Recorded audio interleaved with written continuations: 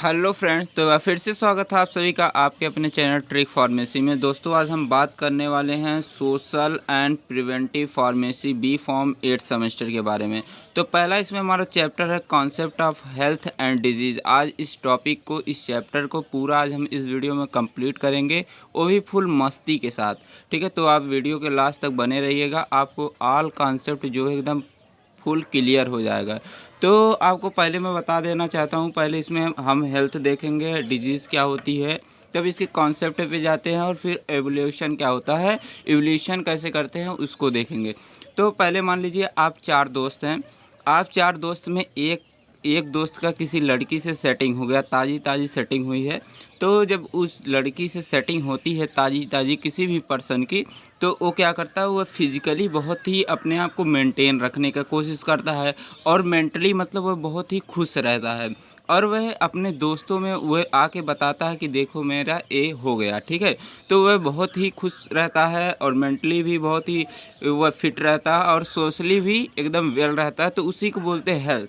तो इसमें आइए डिफिनेशन हम देख लेते हैं अकॉर्डिंग टू WHO। तो हेल्थ में भी define as a complete physical, mental and social well being. ठीक है, जब कोई पर्सन फिजिकल और मेंटल और सोशली तीनों तरह से एकदम ठीक हो, तब उसी पर्सन को बोलेंगे हेल्दी पर्सन बोलेंगे। ठीक है, इसमें हम यह नहीं बोल सकते कि अगर जो जो भी पर्सन है उसमें अगर कोई टाइप की डिजीज़ नहीं है तो उसको हम हेल्दी नहीं बोल सकते। ठीक, क्योंकि आप देखे होंगे पागल जो होते हैं रोड पे टहलते हुए, आपने कई पागलों को देखा होगा। ठीक है, वह तो उनको तो कोई डिजीज़ होती नहीं है, लेकिन उनको हम हेल्दी नहीं बोल सकते क्योंकि वह मेंटली डिस्टर्ब होते हैं। ठीक है, हम उसी पर्सन को ही हेल्दी बोल सकते हैं जो फिजिकल, मेंटल और सोशली वेल हो, उसी पर्सन को हम हेल्दी पर्सन बोल सकते हैं।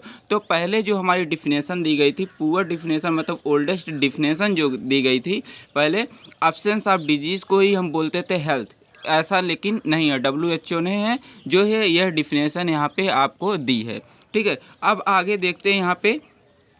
अब देखते हैं to be healthy we need, हमें स्वस्थ रहने के लिए क्या क्या चीज़ें ज़रूरी है। ठीक है, आपको अगर स्वस्थ रहना है, आपको हेल्दी रहना, तो आपको इन चीज़ों आपके पास इन चीज़ों की एकदम फुलफिलमेंट होनी चाहिए। तो सबसे पहले आपको एकदम खुश रहना है। ठीक है, हमेशा अगर आप दिन भर हैप्पी रहते हैं तो आप एकदम हेल्दी महसूस करेंगे। ठीक है, दूसरा आपको सोना है कम से कम 6 से 7 घंटे तक। ठीक है, आपको डेली 6 से 7 घंटे तक सोना ज़रूरी है। ठीक है, और तीसरा है यह है कि आपको 2 से 3 लीटर रोज़ डेली पानी पीना है। ठीक है, तब आप हेल्दी रह सकते हैं। और जो हमारा फोर्थ है गुड डाइट, आपको अच्छी डाइट खाना चाहिए, मतलब अच्छा carbohydrate, fat, protein, vitamin, minerals, ये सभी आपको राइट बैलेंस में ही आपको लेना है। ठीक है, ऐसा नहीं करना कि आप गटाई खा लें फिर बाद में आपको दिक्कत होने लगे। आपको बैलेंस डाइट ही लेना है और गुड डाइट लेना है। ठीक है, आप तब हेल्दी रह सकते हैं। और हमारा जो लास्ट है एक्सरसाइज, आपको रोज़ एक्सरसाइज करना, कुछ ना कुछ आपको एक्सरसाइज ज़रूर से करना है। चाहे आप योगा करें, अनुलोम विलोम करें, या थोड़ा दूर वॉक करें, कुछ भी आपको करना है, या जिम में जाएं, कुछ करना, तभी आप हेल्दी रह सकते हैं। ठीक है, अब आगे देखते हैं फैक्टर अफेक्टिंग हेल्थ। कौन कौन से ऐसे फैक्टर हैं जो हेल्थ को अफेक्ट करते हैं। तो पहला इसमें हमारे कुछ जो हमने 4 फैक्टर यहाँ पे मेंशन किया है जो हेल्थ को अफेक्ट करते हैं। पहला हमारा दिया है हेरिडिटी दिया है। हेरिडिटी में यही होता कि अगर मान लीजिए आपके किसी घर में आपके पापा को या आपके दादा को कोई डिजीज़, जेनेटिक डिजीज़ हुई होगी। ठीक है, तो वह आपको भी ज़रूर से होगी, या आपके भाई को होगी, आपके बहन को होगी। ठीक है, तो मैं अपने ही हमारे ही फैमिली में, मतलब हमारे दादाजी थे, उनको बवासीर था, पाइल्स जिसको बोलते हैं। ठीक है, उसमें हमारे पिताजी को भी हुआ, हमारे भाई को भी हुआ। ठीक है, तो यह एक प्रकार की हेरिडिटी है। ठीक है, तो यह एक प्रकार का फैक्टर है जो हेल्थ को अफेक्ट करता है। तो यहाँ पे आप हेल्थ की मीनिंग गलत लिखी गई है, यहाँ पे लिख लीजिए LTH। ठीक है, दूसरा यहाँ पे दिया गया है इन्वायरमेंटल फैक्टर। इन्वायरमेंटल फैक्टर में यही हो सकता है कि आपके जो एटमॉस्फियर है, ठीक है, आपके सराउंडिंग का जो एटमॉस्फियर है, अगर आपका एटमॉस्फियर साफ़ नहीं रहेगा तो आप हेल्दी नहीं रह सकते। ठीक है, अगर वहाँ पे हजावर्ट्स रहेगी तब भी आपको प्रॉब्लम हो सकती है। अगर आप सही पानी नहीं पी रहे हैं, सही एयर नहीं ले रहे हैं, तब भी आपको प्रॉब्लम हो सकती है। तो यह भी एक प्रकार का फैक्टर जो है हेल्थ को अफेक्ट करने का काम करता है। ठीक है, और फिर हमारा अगला है सोशियो इकोनॉमिक फैक्टर। ये बहुत ही इम्पोर्टेंट फैक्टर है, आपको आगे भी मिलेगा। इकोनॉमिक फैक्टर का मतलब है कि इकोसिस्टम से, या इकोनॉमिक मतलब कि जैसे आपके पास मान लीजिए कि अगर आपके पास पैसा नहीं है, ठीक है, तो आप लोगों के बीच में जाएंगे तो वहाँ पे आपको अच्छा फील नहीं होगा। तो इस तरह भी आपका जो फैक्टर है यह अफेक्ट हो सकता है। फिर हमारा अगला आता है personal factor like diet, sleeping, exercise. अगर आप रोज़ डेली अच्छा डाइट नहीं ले रहे हैं, अच्छे से सो नहीं रहे हैं या एक्सरसाइज नहीं कर रहे हैं तो आपकी हेल्थ ख़राब हो सकती है। तो यह भी एक प्रकार का फैक्टर है जो आपके हेल्थ को अफेक्ट करने का काम करता है। तो अभी तक अगर आपने चैनल को सब्सक्राइब नहीं किया तो प्लीज़ चैनल को सब्सक्राइब करें, और इसकी अगर नोट्स चाहते हैं तो टेलीग्राम ग्रुप ज्वाइन करें, वहीं पे आपको इसकी नोट्स मिलेगी। ठीक है, अगला आप देखते हैं हमारा essential requirement for maintaining a good health. अगर आपको अपने हेल्थ को मेंटेन रखना है तो आपको क्या क्या चीज़ें ज़रूरी हो सकती हैं। तो सबसे पहले यह है कि आपको हेल्थी डाइट लेना है और बैलेंस डाइट लेना है। ठीक है, मतलब अच्छा खाना खाना है। ठीक है, और जितने आपके बॉडी में जितना रिक्वायरमेंट है उतना ही खाना है। ठीक है, ज़्यादा नहीं खाना। फिर अगला दिया है गुड एंड हेल्दी हैबिट। आपको हमेशा अच्छी आदतें सीखनी है। ठीक है, जिससे आपकी जो गुड हेल्थ वह बनी रहे। फिर अगला दिया है exercise and rest for fitness. ठीक है, अगर आपको फिट रहना है, आपको अपने हेल्थ को अगर मेंटेन करना चाहते हैं तो आपको एक्सरसाइज करना ज़रूरी, मैंने पहले भी बताया।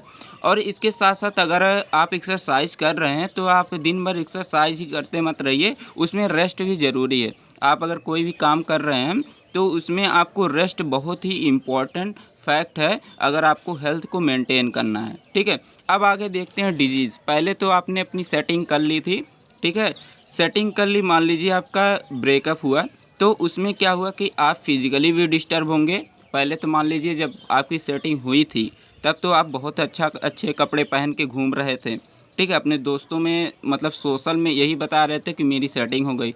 आप मेंटली भी खुश रहते थे, लेकिन जैसे ही आपकी सेटिंग गायब हुई तो आप क्या हो गए, फिजिकली भी डिस्टर्ब हो गए, मेंटली भी और सोशली भी डिस्टर्ब हो गए। तो आपको क्या हो गई, डिजीज़ हो गई। ठीक है, यह मैंने समझाने के लिए सिर्फ बताया। तो डिजीज़ की डिफिनेशन यही है कि when one or more organ are not functioning properly. अगर आपके अंदर जो बॉडी में जो भी आर्गन है, अगर जो कोई आर्गन जो है प्रॉपर वर्क नहीं करेगा तो आपको क्या हो जाएगी, डिजीज़ हो जाएगी। ठीक है, तो डिजीज़ दो टाइप की होती है, एक इन्फेक्शनस डिजीज़ होती है, एक नॉन इन्फेक्शनस डिजीज़ होती है।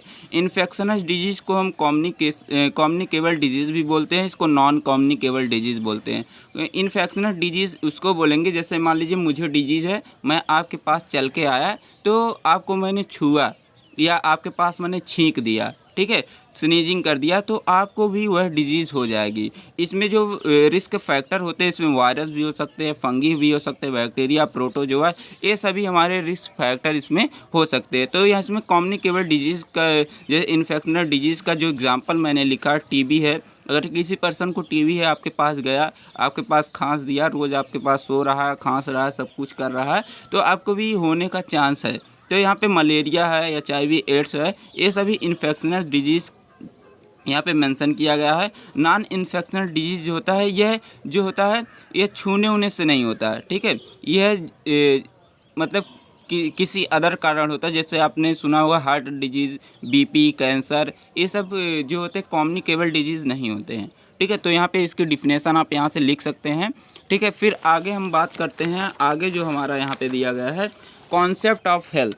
कॉन्सेप्ट ऑफ हेल्थ एग्ज़ाम में पूछा गया है, तो आपको ज़रूर से पढ़ना इसको है। आप प्रीवियस ईयर क्वेश्चन पेपर देखेंगे तो वहाँ पे आपको मिलेगा। तो कॉन्सेप्ट ऑफ हेल्थ में पहला हमारा आता है बायोमेडिकल कॉन्सेप्ट, बहुत ही इम्पॉर्टेंट है। ठीक है, आपने एक मूवी देखा होगा, ये मुन्ना भाई MBBS, उसमें आपने देखा होगा कि जो एक्ट्रेस रहती है उसका नाम शायद सना रहता है, वो बोलती है सभी से, कहती कि जो हमारी बॉडी है एक टाइप की मशीन होती है, और मशीन में अगर कोई बाहरी चीज़ आ जाती है तो वह मशीन काम करना बंद कर देती है या प्रॉपरली वर्क करती नहीं है। ठीक है, तो फिर जब प्रॉपरली वर्क नहीं करती है हमारी मशीन तो वह क्या करते हैं, वो उस मशीन को ले जाते हैं डॉक्टर के पास। डॉक्टर क्या करता है, उसको रिपेयर करता है उस मशीन के। तो उसमें यही बताया गया था, जो हमारे बायोमेडिकल कॉन्सेप्ट है इसमें यही बताया जाता है, जो हमारी ह्यूमन बॉडी है एक प्रकार की मशीन है। ठीक है, मशीन होती है, कि जब इस मशीन के अंदर कोई माइक्रो ऑर्गेनिज्म इंटर कर जाता है तो वह मशीन क्या हो जाती है, ख़राब हो जाती है या ब्रेक डाउन हो जाती है। ब्रेक डाउन जब हो जाती है तो हमारे जो डॉक्टर होते हैं इस मशीन को मतलब बॉडी को हमारे रिपेयर करते हैं। तो इस कॉन्सेप्ट में यही बताया गया। तो और इस कॉन्सेप्ट को हम बोलते हैं जर्म थ्योरी ऑफ डिजीज़। जो ओल्डेस्ट डिफिनेशन दी गई थी इसी कॉन्सेप्ट पे दी गई थी, ठीक है। तो ओल्डेस्ट जो डिफिनेशन थी क्या थी, मैंने बताया जो है फ्री फ्रॉम माइक्रो ऑर्गेनिज्म या एब्सेंस ऑफ डिजीज़ बोल सकते हैं, उसी को बोलते हैं हम बायोमेडिकल कॉन्सेप्ट बोलते हैं। आई होप आपको एक कॉन्सेप्ट भी समझ में आ गया होगा। फिर आगे देखते हैं इकोलॉजिकल कॉन्सेप्ट। इकोलॉजिकल मतलब इको का मतलब आपको पता है इकोसिस्टम से है। अगर आप सूटेबल इन्वायरमेंट में नहीं रह रहे हैं, अगर आप सूटेबल जो है चीज़ें नहीं खा पी रहे हैं तो आपको क्या होगा, आप बीमार हो जाएंगे, आप हेल्दी नहीं रहेंगे, ठीक है। अगर आप प्रॉपर एक सूटेबल इन्वायरमेंट में हैं तो आप क्या रहेंगे, हेल्दी रहेंगे, ठीक है। तो जो इकोलॉजिकल कॉन्सेप्ट था इसके अकॉर्डिंग एक कॉन्सेप्ट दिया गया था हेल्थ की। फिर अगला हमारा कॉन्सेप्ट जो है साइकोलॉजिकल कॉन्सेप्ट। साइकोलॉजिकल कॉन्सेप्ट में यही बताया गया था कि अगर कोई पर्सन जो है फिजिकल के साथ साथ मेंटल भी हेल्दी हो और सोशल भी हेल्दी हो तब उस पर्सन को हम हेल्दी कंसीडर करते हैं। तो इस कॉन्सेप्ट में यही बताया गया था। और फिर हमारा अगला जो कॉन्सेप्ट चौथा कॉन्सेप्ट आता है हॉलिस्टिक कॉन्सेप्ट। हॉलिस्टिक कॉन्सेप्ट में यही बताया गया है कि जो हमारा इसमें आल जो कॉन्सेप्ट है इसमें आल कॉन्सेप्ट को इंक्लूड किया गया है, मतलब कि बायोमेडिकल कॉन्सेप्ट, इकोलॉजिकल कॉन्सेप्ट और साइकोलॉजिकल कॉन्सेप्ट को इसमें एक साथ इसमें कंसीडर किया गया है, ठीक है। तो इसमें देखिए लिखा गया holistic concept synthesize from the biomedical concept, ecological concept and psychological concept. तो उसी को बोलते हैं हम हॉलिस्टिक कॉन्सेप्ट बोलते हैं। तो यहाँ पे आपसे फिर से रिक्वेस्ट है, अगर आप चैनल पे नए हैं तो प्लीज़ चैनल को सब्सक्राइब करिए, लाइक करिए और अपने दोस्तों के साथ शेयर कर दीजिए और जितने भी आप ग्रुप में जुड़े हैं उसमें भी इसको शेयर कर सकते हैं, ठीक है। फिर आगे हम देखते हैं यहाँ पे अगला हमारा जो हेडिंग दिया है understanding the concept of prevention and control of disease, ठीक है। आप सिलेबस में मैच करिएगा, सभी आपको सिलेबस वाइज चीज़ें ही मिलेंगी, इसमें कोई इसमें अनवांटेड चीज़ें नहीं मिलेंगी। तो हमारा जो कॉन्सेप्ट ऑफ प्रिवेंशन और कंट्रोल ऑफ डिजीज़ जो है इसका मेन गोल यही है कि जो हेल्थ है उसको प्रमोट करना, हेल्थ को प्रिजर्व करना और हेल्थ को रीस्टोर करना, इसका मेन गोल यही है। तो इसमें लेवल ऑफ प्रिवेंशन दिए गए हैं। तो इसमें टोटल जो है 4 लेवल दिए गए हैं जो वेरी इंपॉर्टेंट है, ठीक है। यह बार बार पूछा जाता है एग्ज़ाम में, बहुत ही इंपॉर्टेंट चीज़ें हैं। आपको एकदम मैं एक चार्ट में आपको एकदम चुटकी में इसको याद करा सकता हूँ, ठीक है। तो आप देखते रहिए। तो पहला इसमें हमारा लेवल ऑफ कॉन्सेप्ट में दिया है प्रीमोर्डियल प्रिवेंशन, सेकंड हमारा दिया है प्राइमरी प्रिवेंशन, थर्ड हमारा दिया है सेकेंडरी प्रिवेंशन और फोर्थ हमारा दिया है टर्शरी प्रिवेंशन। तो आइए देखते हैं प्रीमोर्डियल प्रिवेंशन क्या होता है। प्रीमोर्डियल प्रिवेंशन उसको बोलते हैं कि इसमें जो रिस्क फैक्टर होता है एब्सेंस होता है। रिस्क फैक्टर का मतलब यही है कि जो हमारे फंगी, वायरस, प्रोटोजोआ ये सब हमारे रिस्क फैक्टर है। इसमें रिस्क फैक्टर जो होते हैं एब्सेंस होते हैं। इसमें क्या करते हैं कि हम रिस्क फैक्टर डेवलप होने से पहले अपने आप को क्या करते हैं, अपने आप को मतलब कि उसको रोक देते हैं, ठीक है। रिस्क फैक्टर को डेवलप होने से पहले ही रोकना इसको बोलते हैं प्रीमोर्डियल। प्री का मतलब होता है पहले। जैसे मान लीजिए पहले आपको पता था कि कोरोना कहाँ डेवलप हुआ था, कि कोरोना सबसे पहले चीन में आया था। जब आपको पता चला कि चीन में कोरोना आ गया तो उस न्यूज़ को आपने या तो टीवी में सुना होगा या तो रेडियो में सुना होगा या तो कोई इंडिविजुअल पर्सन आपको बताया होगा, ठीक है। तो जब आपको पता चला तो आपने पहले ही क्या कर लिया, अपने आप को मास्क से अपने मुंह को ढक लिया, आप सैनिटाइजर लेके चलने लगे, दूसरों को टच नहीं करते थे, ठीक है। तो बीमारी आने से पहले ही आपने अपने आप को क्या कर लिया, उसको रोकने के उपाय ढूंढ लिए। तो उसी को बोलते हैं प्रीमोर्डियल प्रिवेंशन, ठीक है।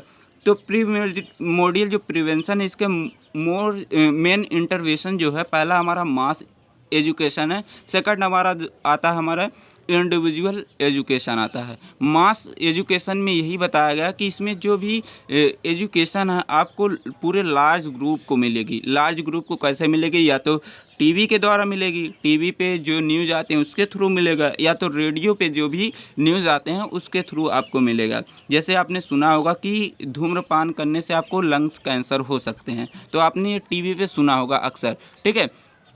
तो आपको कैंसर आने से पहले ही आपको बता दिया गया, तो उसी को बोलते हैं प्रीमोर्डियल। आपको जो इंडिविजुअल एजुकेशन है इसमें आपको किसी इंडिविजुअल पर्सन को ही एजुकेट किया जाता है, ठीक है। आपको बताया जाएगा कि इसको ऐसे करिए, ठीक है, किसी इंडिविजुअल पर्सन को।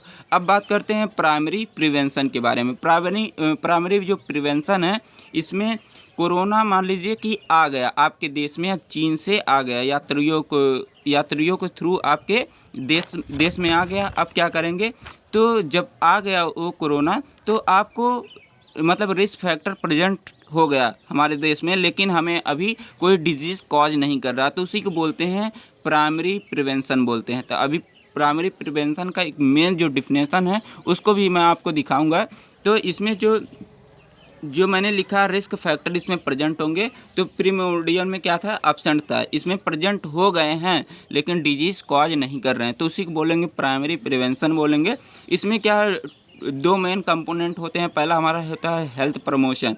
हेल्थ प्रमोशन में क्या होता है कि हेल्थ एजुकेशन होता है, ठीक है। हेल्थ से रिलेटेड एजुकेशन दिया जाएगा, क्या क्या न्यूट्रिशन लेना आपकी हेल्थ जो है प्रमोट हो वह बताया जाएगा। प्रॉपर रेस्ट या स्लीप ये इसके बारे में, एक्सरसाइज के बारे में, और स्पेसिफिक जो प्रोटेक्शन इसमें बताया जाए वैक्सीनेशन, ठीक है।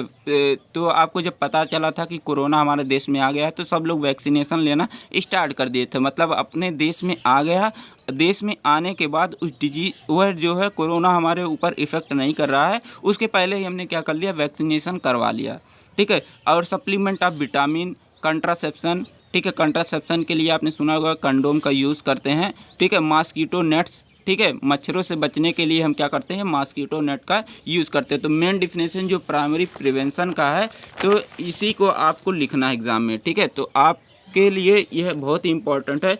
रिस्क फैक्टर आर प्रेजेंट, मैंने बताया कि जो प्राइमरी प्रिवेंशन है उसमें रिस्क फैक्टर प्रेजेंट रहेंगे लेकिन कोई डिजीज़ कॉज नहीं करेंगे, तो उसी को बोलेंगे हम प्राइमरी प्रिवेंशन। अब बात करते हैं सेकेंडरी प्रिवेंशन के बारे में। सेकेंडरी प्रिवेंशन में यही होता है कि इसमें जो है रिस्क फैक्टर भी आ गए हैं और डिजीज़ भी कॉज कर चुके हैं, ठीक है। डिजीज़ भी कॉज कर चुके हैं, तो उसी को बोलेंगे हम सेकेंडरी प्रिवेंशन बोलेंगे। अब इसके हम प्रिवेंशन के लिए क्या करेंगे? इसके प्रिवेंशन के हम लिए अर्ली डायग्नोसिस करेंगे, ठीक है, या तो अर्ली ट्रीटमेंट करेंगे। अर्ली डायग्नोसिस में यही करेंगे कि रेडियोलॉजी, लेबोरेटरी टेस्ट ये सब करवाएंगे, ठीक है। और ट्रीटमेंट में क्या करवाएंगे? मेडिकल सर्जरी करवाएंगे, सर्जिकल ट्रीटमेंट, बीसीजी का वैक्सीनेशन, आइसोलेशन करेंगे पेशेंट को आइसोलेशन। आपने देखा होगा जो कोरोना के पेशेंट हो गए थे, ठीक है, प्राइमरी वाले में नहीं हुआ था लेकिन सेकेंडरी वाले में कोरोना के पेशेंट हो गए, तो जो कोरोना के पेशेंट हो गए थे उनको आइसोलेट कर दिया गया था, ठीक है। तो यही हमारा है सेकेंडरी प्रिवेंशन, ठीक है। आई होप आपको चीज़ें समझ में आ रही होंगी। फिर अब बात करते हैं टर्शरी प्रिवेंशन।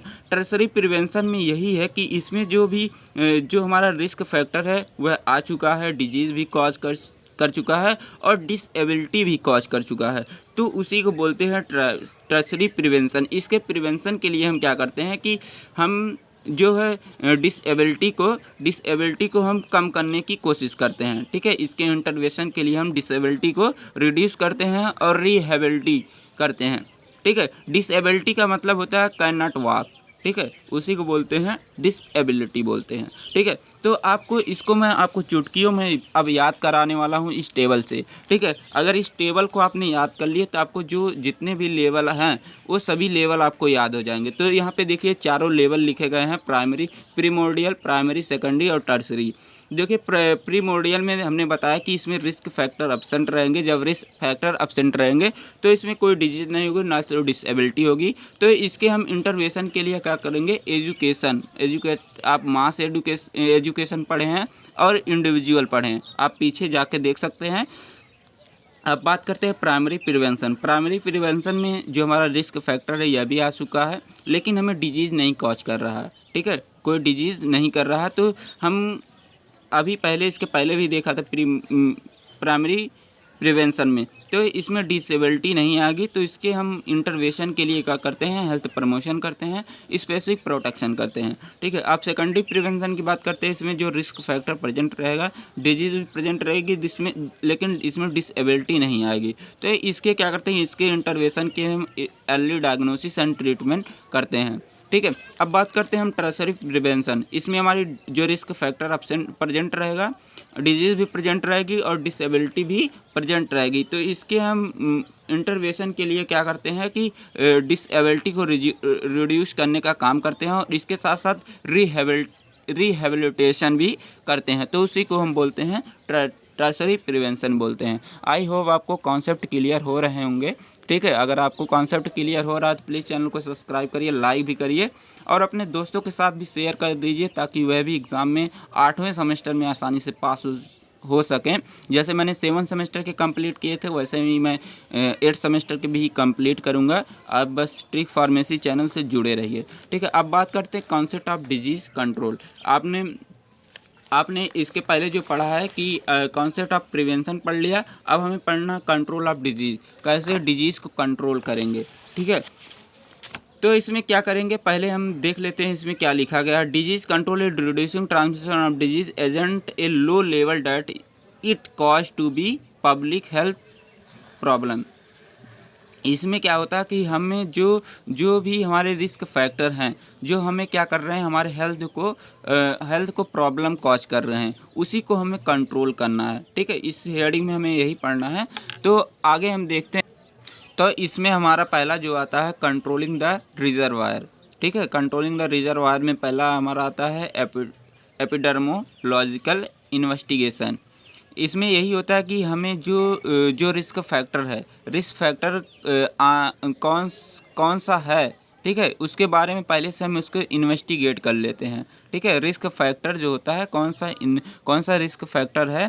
ठीक है, इसमें हम उस रिस्क फैक्टर के बारे में क्या कर लेते हैं, पता कर लेते हैं या इन्वेस्टिगेट कर लेते हैं। उसी को बोलते हैं एपिडर्मोलॉजिकल इन्वेस्टिगेशन बोलते हैं। ठीक है, आगे जो इसी में हमारा आता है कंट्रोलिंग द रिजर्वायर में सेकंड हमारा आता है अर्ली डायग्नोसिस। इसमें हम देखते हैं कि इसमें भी वही देखा जाता है कि वह सोर्स ऑर्गेनिज्म क्या है जिससे हमें डिजीज़ हुई है।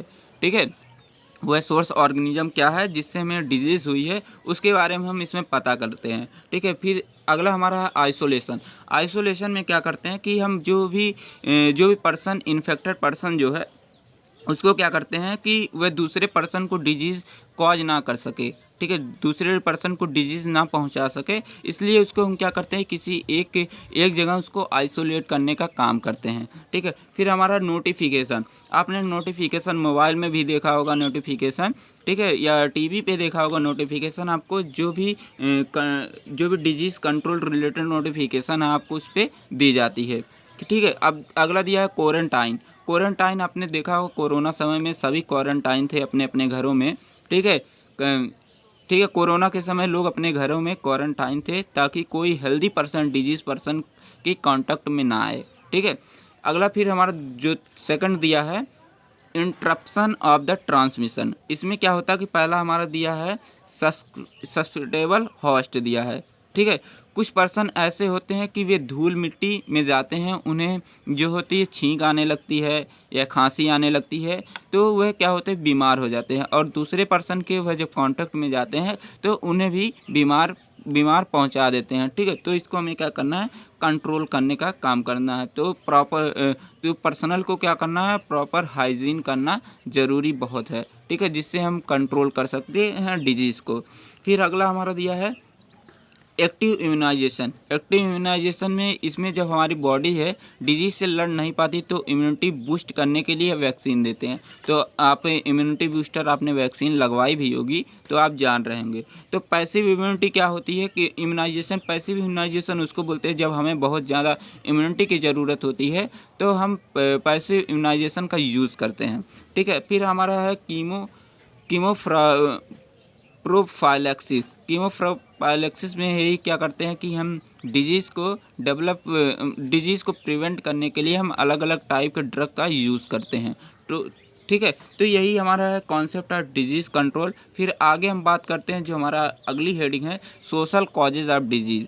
क्या क्या कॉजेज़ है डिजीज़ की। अभी हम इवोल्यूशन जो आप सोच रहे होंगे इवोल्यूशन अभी आपने बताया नहीं, तो अभी मैं आगे आपको उसको लास्ट में बताता हूँ, ठीक है।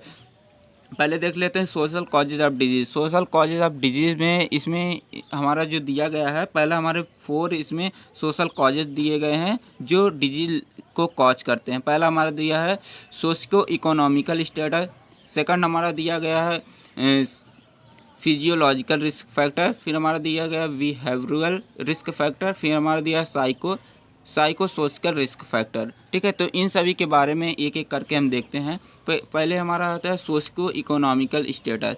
इसमें क्या होता है कि मनी से अगर मनी की प्रॉब्लम जो रहती है इसके कारण यह होता है, ठीक है। Economical status of the person indirectly cause the disease. इसमें क्या होता है इकोनॉमिकल जो स्टेटस है, ठीक है, यह पर्सन को इनडायरेक्टली जो है डिजीज़ कॉज करने का काम करता है। अगर कोई भी पर्सन क्या है उसके पास पैसा नहीं है, पैसे के कारण वह पढ़ाई नहीं कर पाया है, वह अपना जो है ट्रीटमेंट किसी भी डिजीज़ का नहीं करवा पाया है, वह पॉल्यूएंट इन्वायरमेंट में रह रहा है, वह पुबर्टी को झेल रहा है, तो उसको क्या होगा तो डिजीज़ हो सकती है, ठीक है। डिजीज़ होने का चांस है, ठीक है। वह मेंटली डिस्टर्ब हो जाएगा, फिजिकली फिट नहीं रहेगा, ठीक है। और वह जो समाज है, जो हमारी सोसाइटी है, उसमें लोग उसको ताने मारेंगे, ठीक है। तो इसके कारण उसको क्या हो सकती है डिजीज़ हो सकती है, ठीक है। फिर अगला हमारा दिया है फिजियोलॉजिकल रिस्क फैक्टर। फिजियोलॉजिकल का मतलब है, फिजियोलॉजी का मतलब होता है फंक्शनिंग ऑफ बॉडी, ठीक है। जो हमारी बॉडी है, ठीक है, अगर हमारी बॉडी जो होती है या प्रॉपरली जो वर्क नहीं कर पा रही है, ठीक है, तो इसमें जो डिजीज़ होता है डायरेक्टली इनडायरेक्टली दोनों तरह से लीड कर सकता है, ठीक है, कॉज कर सकता है, ठीक है। जो जैसे हमारी जो अगर हमारा जो हार्ट रेट है, अगर हमारा ब्लड प्रेशर बढ़ गया, ठीक है, तो हमें हाइपरटेंशन हो जाएगा, ठीक है। अगर हमारे इम्यूनिटी सिस्टम जो है, इम्यूनिटी सिस्टम अगर हमारा वीक हो जाएगा तो हमें तरह तरह की बीमारियां होने लगेंगी। तो अगर हमें जेनेटिक डिसऑर्डर है किसी को तो हमें भी हो सकता है, ठीक है। हमारे मान लीजिए किसी फैमिली को जेनेटिक डिसऑर्डर था तो हमें भी हो सकता है जेनेटिक डिसऑर्डर। तो ये हमारा है फिजियोलॉजिकल रिस्क फैक्टर। तो आपको इसको भी मैं चुटकियों में याद कराऊंगा, आप टेंशन मत लीजिए, बस वीडियो को लास्ट तक बने रहिएगा। अभी मैं आपको इसको याद करवाता हूँ अच्छे तरीके से, आपको तुरंत याद होगा। अब बात करते हैं बिहेवियरल रिस्क फैक्टर। इसमें क्या होता है कि जो लाइफ स्टाइल होती है, हैबिट होती है, इसके कारण हमें डिजीज़ हो सकती है। इसमें जो डिजीज़ होती है यह डायरेक्टली इनडायरेक्टली दोनों तरह से हो सकती है। अगर कोई पर्सन अपनी लाइफ स्टाइल मतलब वो है कि रोज़ शराब पी रहा है, बीड़ी पी रहा है, सिगरेट पी रहा है, तो उसके कारण भी, उसकी गलत हैबिट के कारण भी उसको डिजीज़ हो सकती है। इसमें जो डिजीज़ होगी यह डायरेक्टली इनडायरेक्टली दोनों तरह से हो सकती है। तो यहाँ पे एग्जांपल मैंने लिखा कि स्मोकिंग, अल्कोहल, पुअर डाइट खा रहा है, एक्सरसाइज नहीं कर रहा, तो उसके कारण भी इसको जो है डिजीज़ हो सकती है, ठीक है। अब बात करते हैं psycho social risk factor. Psycho social risk factor में किसी भी पर्सन को अगर कोई बार बार डरा रहा है या धमका रहा है, ठीक है, या दोष लगा रहा है गलत, तो वह जो पर्सन है, ठीक है, वह पर्सन जो होता है एकदम मेंटली डिस्टर्ब हो जाएगा, ठीक है। अगर मान लीजिए आप ही हैं, अगर आपको कोई बार बार टार्चर कर रहा है, आपके ऊपर कोई गलत दोष लगा रहा है, आपका मान लीजिए कोई फ्रेंड हो वह लगा रहा है दोस्त, या कोई पब्लिक में हो वह लगा रहा है, आपकी सोसाइटी में कोई हो आपको बार बार धमका रहा, तो आप क्या हो जाएंगे, जो मेंटल बिहेवियर आपका है वह चेंज हो जाएगा, आप एकदम डिस्टर्ब हो जाएंगे। तो यह भी एक प्रकार का डिजीज़ कॉज करने का जो एक फैक्टर है। तो इसमें मैंने एग्जांपल लिख दिया है कि अगर कोई पर्सन हो, अगर उसको आइसोलेट कर दिए एक रूम में 1 महीने तक, वो पागल हो जाएगा, ठीक है, मेंटली डिस्टर्ब हो जाएगा, ठीक है। तो आपको देखिए मैं चुटकियों में याद कराने वाला हूँ सारे जितने मैंने बताए हैं।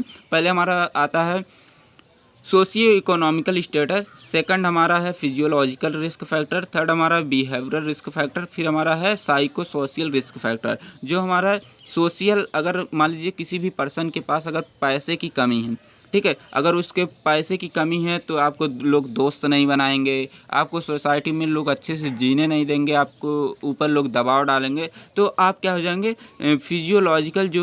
फिजियोलॉजिकल डिस्टर्ब हो जाएंगी। बिहेवियरल, आपसे लोग अच्छे तरह से व्यवहार नहीं करेंगे, तो आप क्या हो जाएंगे, इन दोनों तरह से जब डिस्टर्ब हो जाएंगे तो आप यहाँ पे साइकोलॉजिकल भी डिस्टर्ब हो सकते हैं, ठीक है।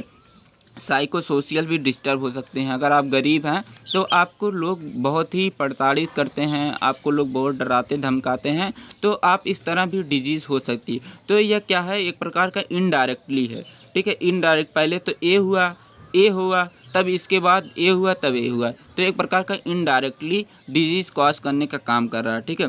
अब बात करते हैं साइकोलॉजिकल रिस्क फैक्टर। ये हमारा डायरेक्टली भी हो सकता है और इनडायरेक्टली भी हो सकता है, ठीक है। और बिहेवियरल जो रिस्क फैक्टर है, यह भी हमारा देखिए रिस्क, यह क्या हो सकता है, डायरेक्टली डिजीज़ कॉज कर सकता है या इनडायरेक्टली डिजीज़ कॉज कर सकता है, ठीक है।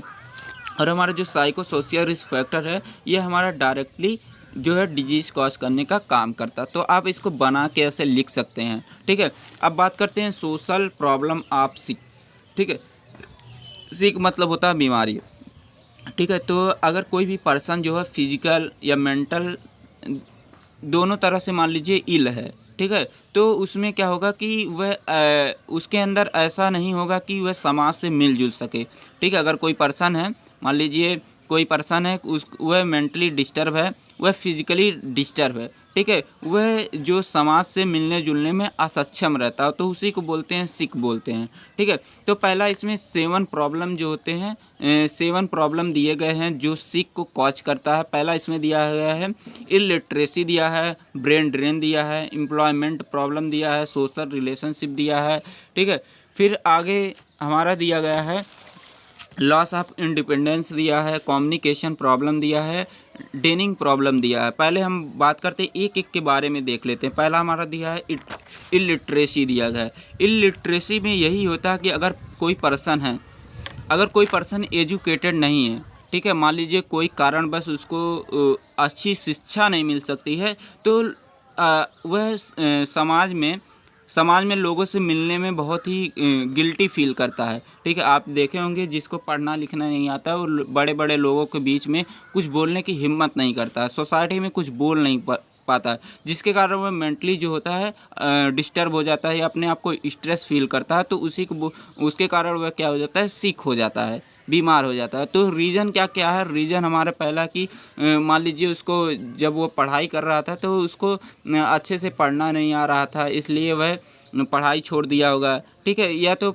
जो एजुकेशन आप देखे होंगे, एजुकेशन के लिए ज़्यादा पैसे खर्च करना पड़ रहा है, तो मान लीजिए उस टाइम उसके पास पैसे नहीं रहे होंगे, ठीक है। या तो उसके पास गुड टीचर नहीं रहे होंगे, इसके कारण वह पढ़ाई छोड़ दिया होगा, तो ये हमारा इलिटरेसी में आता है। फिर अगला बात करते हैं ब्रेन ड्रेन के बारे में। ब्रेन ड्रेन में यही होता है कि मान लीजिए कि आप फार्मेसी कर रहे हैं, आप फार्मेसी अकेले नहीं कर रहे हैं, कई लाखों लड़के कर रहे हैं, ठीक है। अब लाखों लड़कों को तो नौकरी मिल नहीं सकती है, ठीक है। तो इसमें क्या होता है कि in India when intelligent talented and well deserving candidate do not get accept job, जब जिसके पास अच्छी नॉलेज होती है, जो इंटेलिजेंट पर्सन होता है, टैलेंटेड पर्सन होता है, उसको जब जॉब में सेलेक्ट नहीं किया जाता है, ठीक है। ये जब उसको जॉब में सेलेक्ट नहीं किया जाता है, तो वो क्या करता है कि वह एब्रॉड में जॉब के लिए सेलेक्ट हो जाता है, ठीक है। मान लीजिए ये टैलेंटेड पर्सन एक है, ठीक है, टैलेंटेड पर्सन, मान लीजिए आप एक टैलेंटेड पर्सन हैं, आपको यहाँ इंडिया में आपको कोई जॉब नहीं मिला, ठीक है। आप क्या करेंगे, अमेरिका में शिफ्ट हो जाएंगे, तो उसी को बोलेंगे ब्रेन ड्रेन बोलेंगे, ठीक है। तो इसी कॉन्सेप्ट को आप याद रखिए, आपको याद रहेगा। फिर बात करते हैं एम्प्लॉयमेंट प्रॉब्लम। एम्प्लॉयमेंट में यही होता है कि in India job opportunity are not increasing as per the ratio of increasing population. आप देख रहे हैं कि पॉपुलेशन जो होती है इंडिया की इंक्रीज करती जा रही है, लेकिन जो है कोई वैकेंसी जो है जॉब की ऑफ़र नहीं आ रहे हैं, ठीक है। Lack of job makes a person to mingle freely. आप अगर जाएंगे समाज में, ठीक है, मान लीजिए आप इलाहाबाद कई सालों से पढ़ाई कर रहे हैं, आप जहाँ भी हैं पढ़ाई कर रहे हैं कई दिनों से, ठीक है, आपको कोई जॉब नहीं मिली है, तो आप सोसाइटी में जब जाएंगे, समाज में लोग आपसे पूछेंगे बच्चा कुछ किए, तो आप बताने में वहाँ पे गिल्टी फील करेंगे। तो वहाँ पे आप क्या करेंगे, अच्छे से जो सोसाइटी है, सोसाइटी से अच्छे से मिल नहीं पाएंगे, तो आप अपने आप को क्या वहाँ पे फील करेंगे, सिक फील करेंगे, ठीक है। तो आप मेंटली वहाँ पे डिस्टर्ब हो जाएंगे, ठीक है। तो प्रॉब्लम में यही हमारा दिया गया है, ठीक है। फिर हमारा बात करते हैं सोशल रिलेशनशिप। सोशल रिलेशनशिप में यही है कि मान लीजिए आपका कोई दोस्त है, वह गरीब है, ठीक है, अच्छे मतलब मंद बुद्धि का है, ठीक है, और अच्छे से सुन नहीं पाता है, ठीक है। तो आप उसको सोसाइटी में ले जाने से आप उसको क्या करेंगे, थोड़ा गिल्टी फील करेंगे, ठीक है। इसको अपने साथ नहीं ले जाएंगे, ये सुन नहीं पाता है, इसकी हुलिया अच्छे से नहीं है, अच्छे कपड़े नहीं पहना है, तो उस पर्सन को आप अपने तरफ इंटरेक्ट नहीं करेंगे, ठीक है, सोसाइटी में। तो वह पर्सन क्या करेगा, अपने आप को क्या मेंटली वह इल हो जाएगा, ठीक है, और वह अपने आप को सिक फील करने लगेगा, ठीक है। तो ऐसा नहीं करना चाहिए, दोस्त तो दोस्त होते हैं, ठीक। फिर आगे बात करते हैं, हमारा जो आगे दिया गया है, आगे हमारा लॉस ऑफ इंडिपेंडेंस, ठीक है। आपने देखा होगा जो हमारे पैरालाइसिस के जो पर्सन होते हैं, पैरालाइसिस के पर्सन को आप देखे होंगे, वह क्या कर सकता है कि खुद खाना नहीं खा सकता, खुद नहा नहीं सकता, खुद कपड़े नहीं पहन सकता, तो वह दूसरे पर्सन पे डिपेंड हो जाता है, ठीक है, एकदम दूसरे पर्सन पे डिपेंड हो जाता है। जब वह दूसरे पर्सन पे डिपेंड हो जाता है कि वह अपने लाइफ को अच्छे क्वालिटी में जी नहीं पाता है, तो वह अपने आप को क्या एक तरह से सिक फील करने लगता है, ठीक है। तो यहाँ पे एक मैंने डायग्राम भी बना दिया है, आपको अच्छा लग रहा होगा, ठीक है। अब बात करते हैं कम्युनिकेशन प्रॉब्लम। कम्युनिकेशन प्रॉब्लम में मान लीजिए आपका कोई फ्रेंड है, वह क्या करता है, हकला के थोड़ा बोलता है, अच्छे से बोल नहीं पाता है, फ्रीली स्पीच नहीं कर पाता है, ठीक है। तो वह जो अपने फ्रेंड से आप दूसरे अपने फ्रेंड से उसको मिलाने में क्या करेंगे, अच्छा फील नहीं करेंगे, ठीक है। जब अच्छा फील नहीं करेंगे तो मान लीजिए जो हकला के बोलता है उसको कैसा फील होता होगा, ठीक है। वह भी मतलब दूसरे से दोस्ती बनाने में उसको अच्छा नहीं लगता होगा, ठीक है। तो वो अपने आप को गिल्टी फील करने लगता है, जिसके कारण वह सिक हो जाता है, ठीक है। तो यही सब चीज़ें इसमें लिखनी है, आप बना के खुद से लिख सकते हैं। अब दिया है डेनिंग प्रॉब्लम।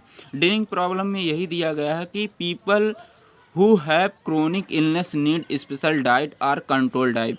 आप देखे होंगे जो जिसको हाइपरटेंशन की प्रॉब्लम है या जिसको शुगर की प्रॉब्लम है, वह क्या करता है कि वह जैसा चाहता है वह वैसा खाना नहीं खा पाता है, ठीक है।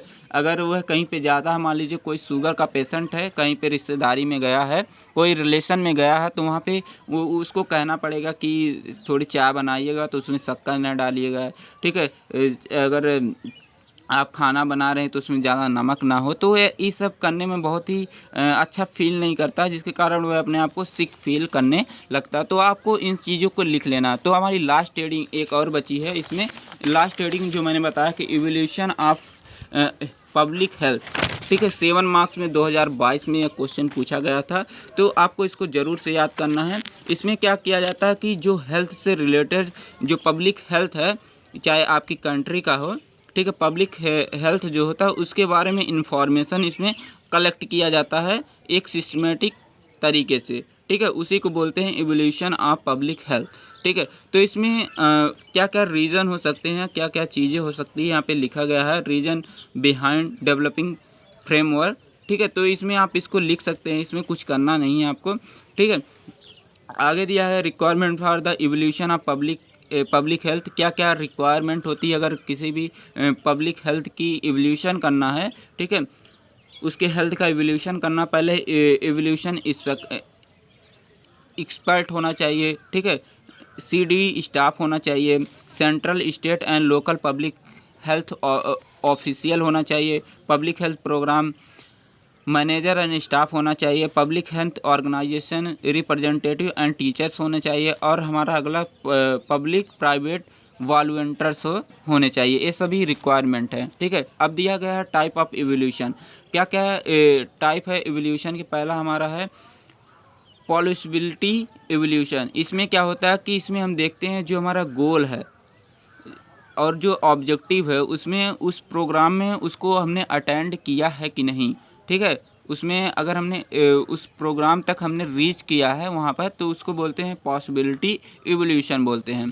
अब बात करते हैं प्रोबेबिलिटी इवोल्यूशन। इसमें क्या करते हैं कि यह जो होता है हमारा ये पर्पसलेस कंट्रोल ट्रायल्स होते हैं। इसमें हम कंट्रोल जो ट्रायल्स होते हैं उसको देखते हैं, उसका इवोल्यूशन करते हैं, ठीक है। और यह क्या होता है कि